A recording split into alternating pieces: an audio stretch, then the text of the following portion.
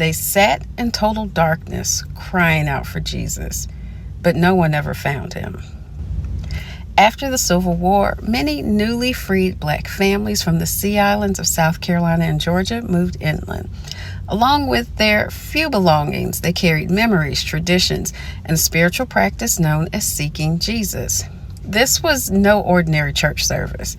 It was a ritual, a rite, a cry in the dark born out of bondage, grief, and unshakable hope. At night, they would gather in the cabin, extinguish every lamp and flame, and sit in complete darkness. Then one voice would break the silence. "Where's Jesus?" Another would call from across the room, "Here's Jesus."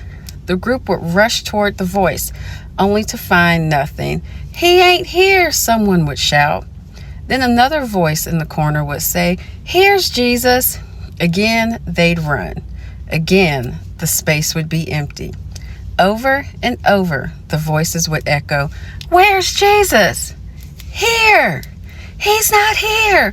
repeating for hours, sometimes all night. It was never about finding a man in the room. It was about confronting absence, searching in the dark for a savior when the world had left them in pieces. It was about grief and trauma and hope being passed through the body. As the ritual went on, the emotional weight would break open. People wept, screamed, tore at their hair, prayed with trembling hands. And the frenzy, the holy madness, it wasn't chaos, it was release. This rite was not just religious, it was psychological, ancestral, and communal.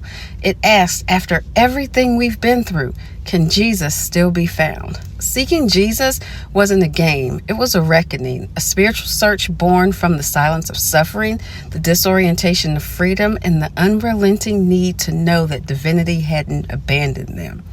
This is part of a spiritual legacy of the Gullah Geechee people, one that deserves to be remembered, honored, and studied.